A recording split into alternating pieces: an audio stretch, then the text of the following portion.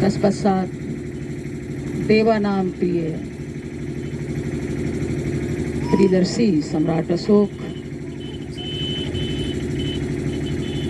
और बहुजन समाज में जन्मे सभी महापुरुषों को मैं नमन करती हूँ, वंदन करती हूँ।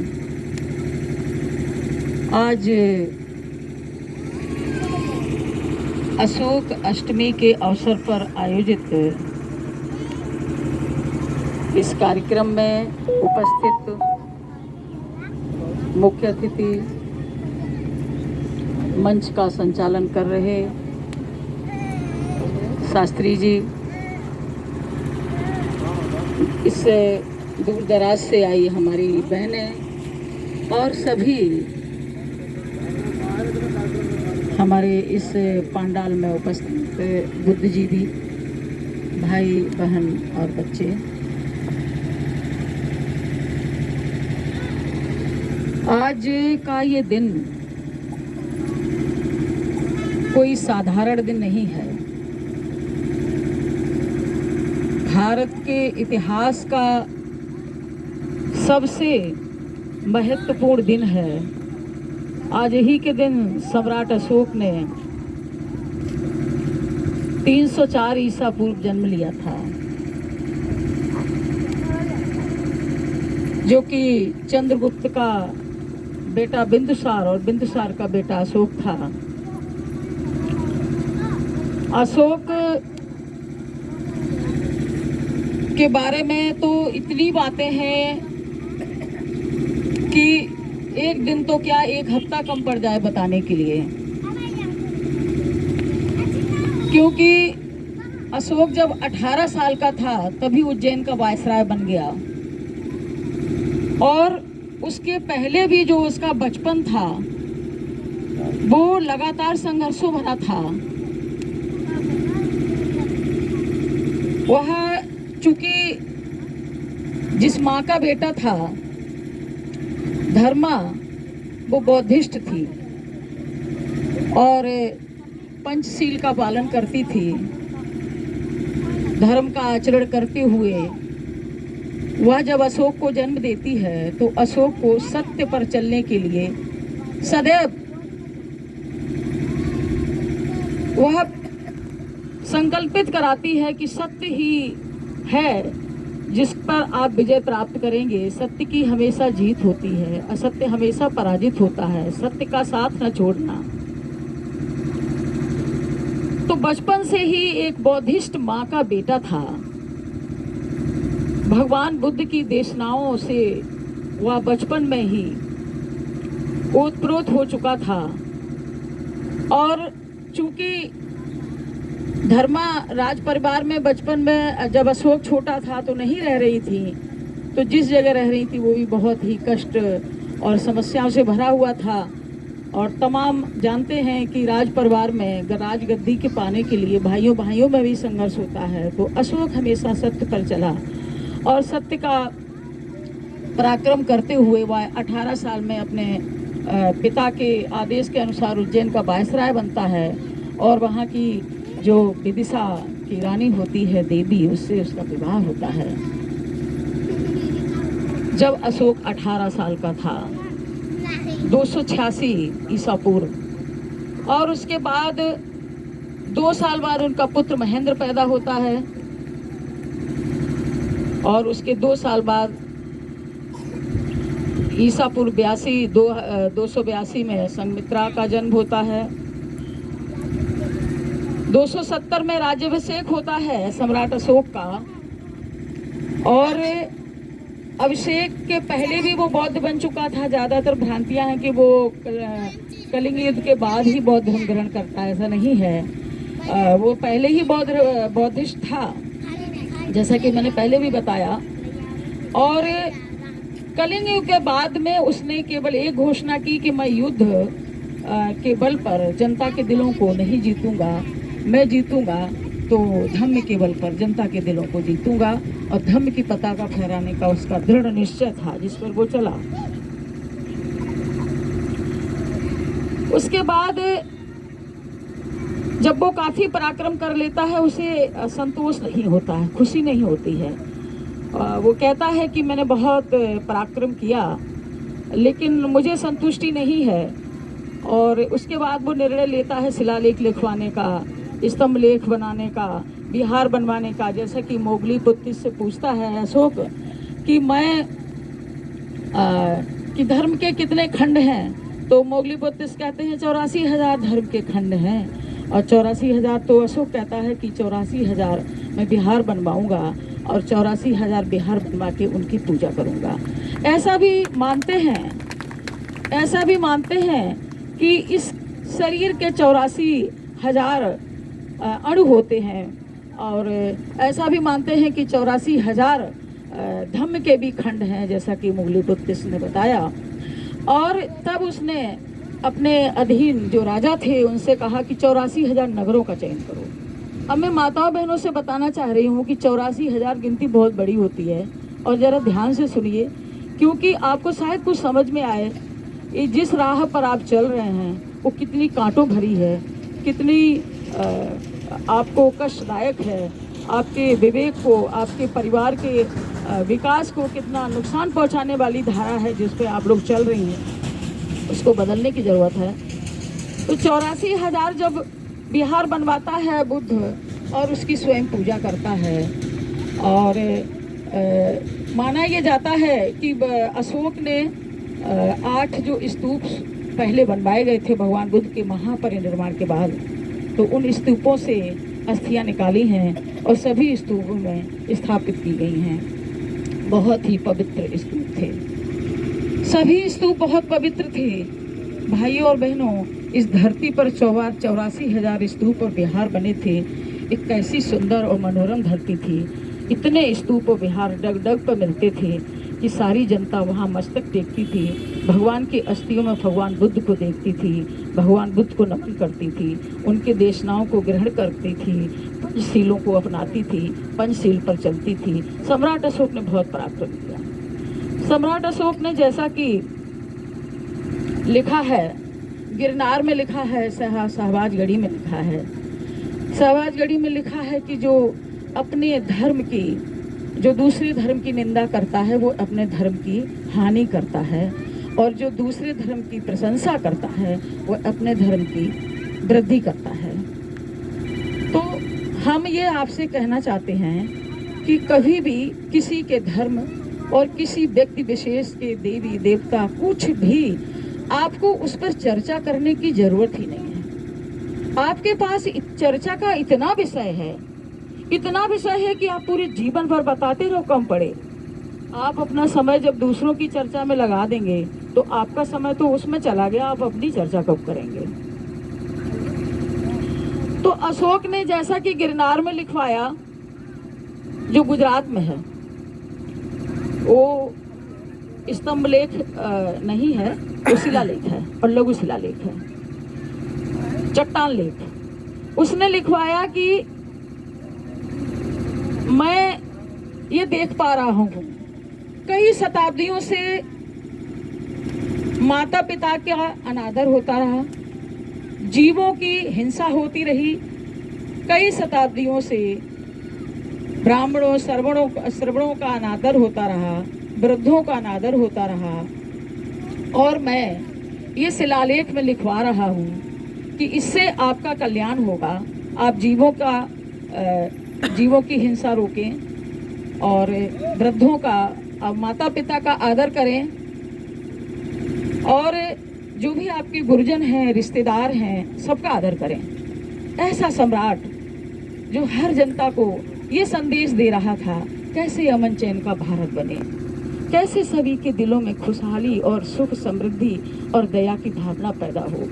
वो आजीवन उसने जगह जगह इतने शिलालेख लिखवाए, इतने चट्टान लेख लिखवाए, स्तंभ लेख लिखवाए, और कहा कि मेरे पुत्रों और प्रपौत्रों, ये मैं इसलिए लिखवा रहा हूँ कि धर्म की वृद्धि होती रहे, धर्माचरण का पालन होता रहे, और इसी तरीके से इस भारत देश में हमारे लेखों के माध्यम से हमारा संदेश लोग पढ़ते रहें और इसका पालन करते रहें। पालन के लिए बड़ी ही कड़ी उसने योजना बनाई थी कि लोग जाएं, महामात्र नियुक्त किए, धर्म महामात्र नियुक्त किए, बड़े बड़े अधिकारी नियुक्त किए, राज्यपाल जो युवक होते हैं, उसने सभी को ये आदेश दिया कि देवानाम प्रिय प्रियदर्शी सम्राट अशोक तो उसने कहीं लिखा ही नहीं, देवानाम प्रिय और देवताओं का प्रिय, देवताओं का प्रिय, देवानाम प्रिय, ये आदेश देता है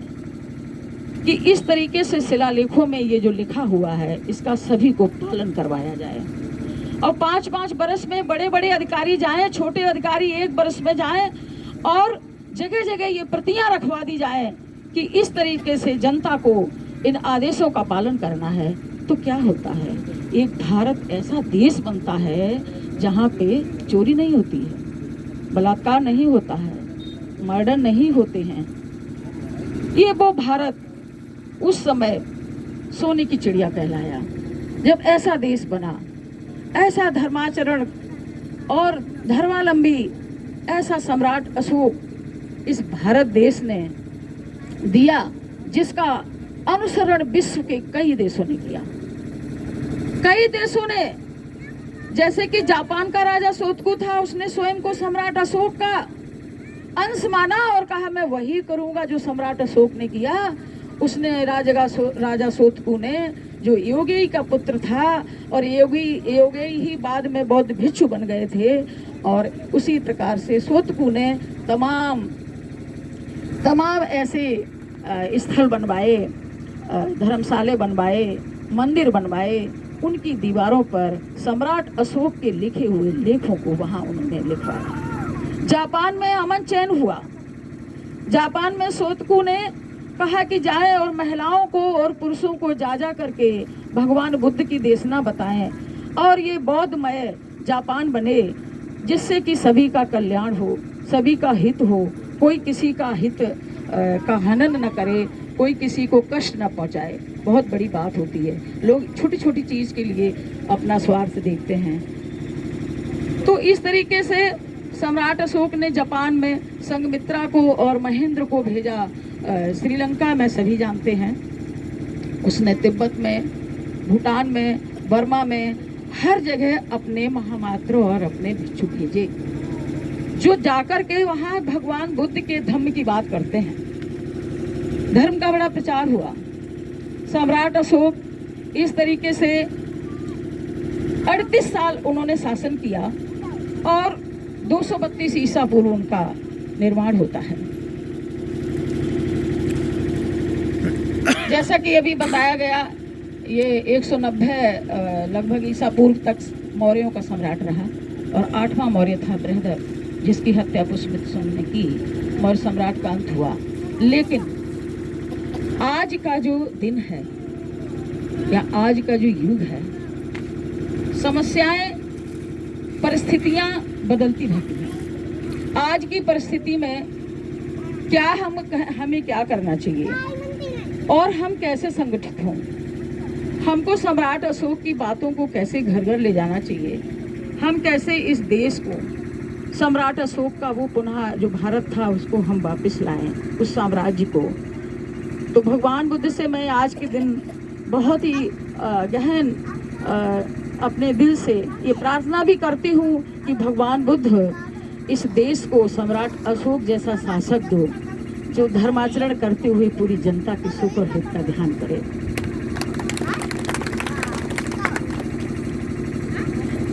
भगवान बुद्ध ने, जैसा कि आपको पता है, लगातार 25 वर्ष तो वर्षावास की श्रावस्ती में, सारनाथ में धम्मचक्र प्रवर्तन किया।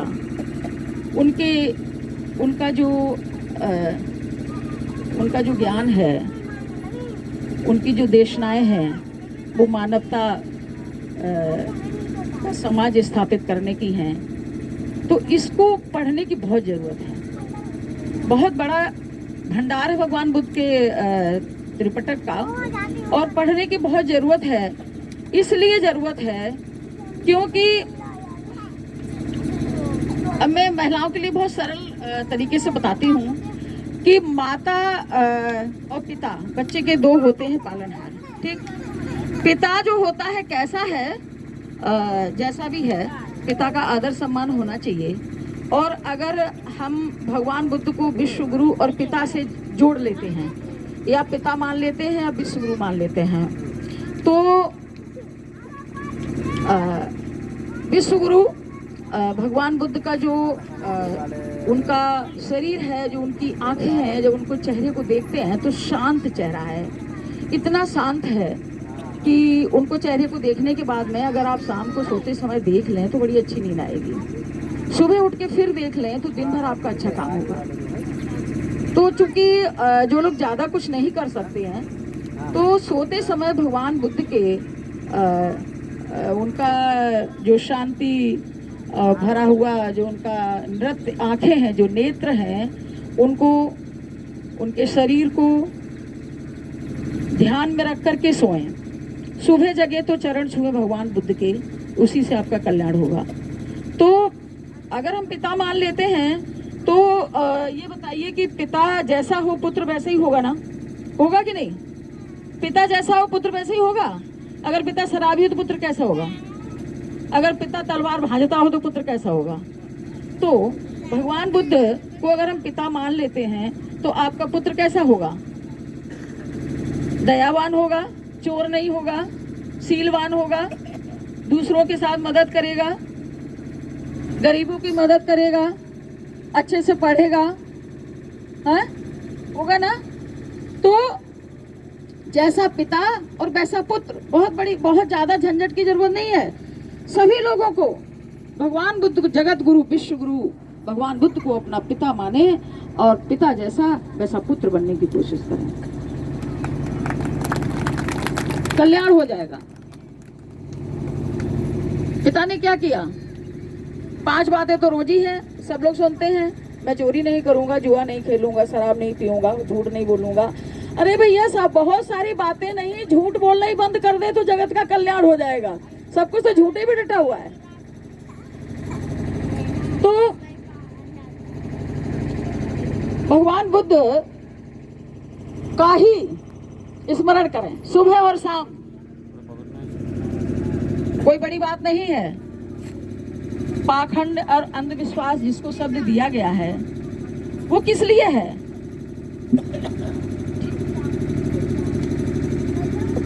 अच्छा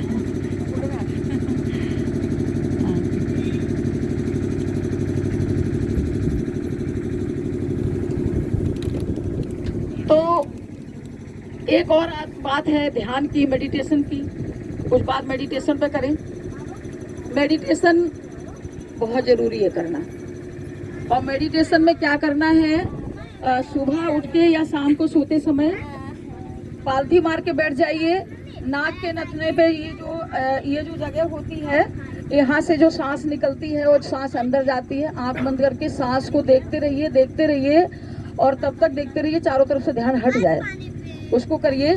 और उसके बाद में आनापान क्रिया करने के बाद में फिर अपने ये यहाँ पर मतलब ध्यान करिए। इस पे कुछ महसूस हो, सिरहन महसूस हो, खुजली या आपको गर्मी या सर्दी, तो इस तरह प्रत्येक अंग पर ध्यान करिए। और ध्यान करने से आपके शरीर की जो, जैसे हम मोबाइल सुबह चार्ज कर लेते हैं और दिन भर उससे काम करते हैं, ऐसे ध्यान कर लेंगे तो आपके शरीर जो है चार्ज होगा और दिन भर अच्छा काम होगा। ठीक है, तो ये बहुत जरूरी है। अब टाइम हो तो कुछ और बताएं।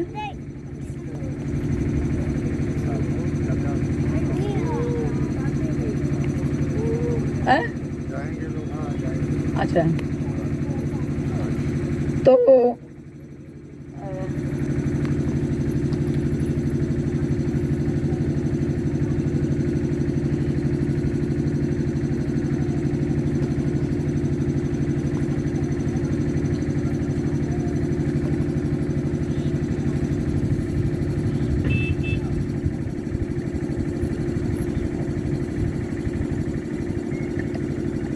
तो भगवान बुद्ध के बारे में और अशोक के बारे में मैंने आपको बहुत थोड़ा सा बताया है और ज़्यादा कुछ नहीं कहना है। इसलिए मैं महिलाओं से ये निवेदन करूँगी कि आप लोग अपने दिनचर्या में भी बदलाव करिए, खान पान में बदलाव करिए। और ये जितने भी आप क्या कहते हैं करवा चौथ है या जो भी आपके पूजा पाठ हैं, तो ऐसा नहीं है कि उनको करने से बहुत बड़ा लाभ है, न करने से बड़ा नुकसान है।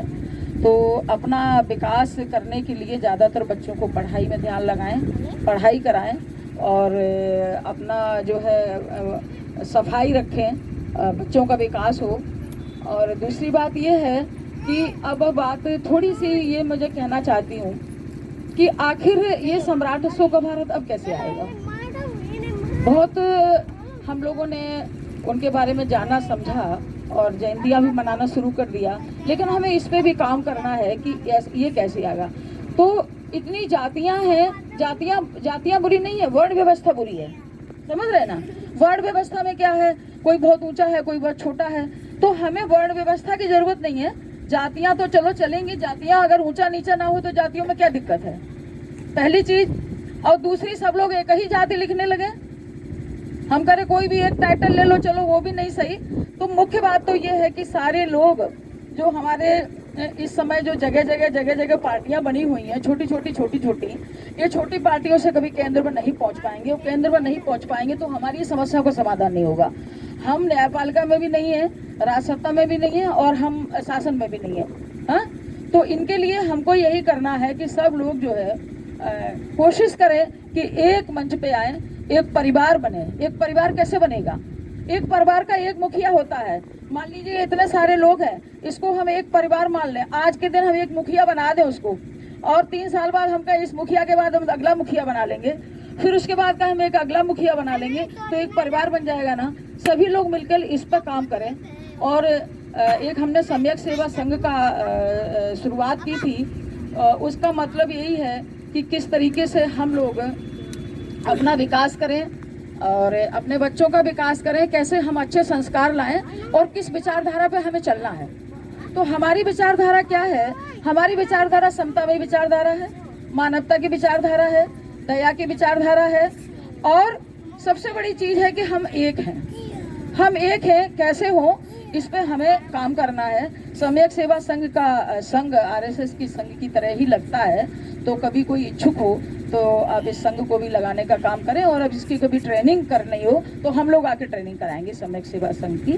और बिल्कुल इसी तरह है कि सुबह उठते 1 घंटा के लिए रोज एक्सरसाइज करना है, रोज पीटी करना है और रोज एक आध गाना गाना है और मस्ती करना है। सब लोग एक साथ बैठेंगे, खाएंगे, खेलेंगे और 1 घंटे बाद घर चले जाएं। वो काम हम 5 बजे भी कर सकते हैं, 6 बजे भी कर सकते हैं, 7 बजे भी कर सकते हैं, शाम को भी कर सकते हैं। तो इससे क्या होगा कि हम लोगों का शारीरिक, मानसिक और सामाजिक तीनों विकास बहुत अच्छे होंगे। जब तीनों होंगे तो आर्थिक तो हो ही जाएगा, और आर्थिक जब हो जाएगा तो राजनीतिक दूर नहीं है। तो इन चारों पे काम करने की जरूरत भी है हम लोगों को, सभी लोगों को मिलके। और इसी के साथ हम ये अपनी बात समाप्त करते हैं और उम्मीद करते हैं कि आगे कभी फिर कार्यक्रम हो तो हमें जरा सा ये सम्यक सेवा संघ में भी आप लोग कोशिश करिए। और इसी तरह से सम्राट अशोक की जयंती है, बुद्ध जयंती भी बहुत धूमधाम से मनाइएगा। और कोशिश करिए कि एक धम्मपद की किताब सब लोग खरीद लें, अपने घर में रखें और उस धम्मपद का अध्ययन करें। धम्मपद के प्रत्येक पग में, प्रत्येक बग में के प्रत्येक पद में, प्रत्येक बग के प्रत्येक पद में बहुत ही सुंदर ज्ञान की बात कही गई है। भगवान बुद्ध का धम्मपद पूरे त्रिपिटक का एक सार है, उसको पढ़ने की बहुत ज़रूरत है। बहुत महंगा नहीं है, आपको ऑनलाइन मिल जाएगा, आप लोग मंगाइए, उसको पढ़िए। तो उसमें सब कुछ ऐसा ही है कि जिससे हमारे समाज में कैसे प्यार बढ़े, कैसे हम एक दूसरे की मदद करें, कैसे हम बुरे कर्म से बचें, कैसे हम सद्मार्ग पर चलें, कैसे हम धर्मचारी हों। तो इसको सभी लोग देखें, मेरी बात को अगर कुछ समझ में आया हो और आप लोग उस पर थोड़ा भी चल पड़ेंगे तो बात बन जाएगी। इसी के साथ सभी को बहुत बहुत धन्यवाद।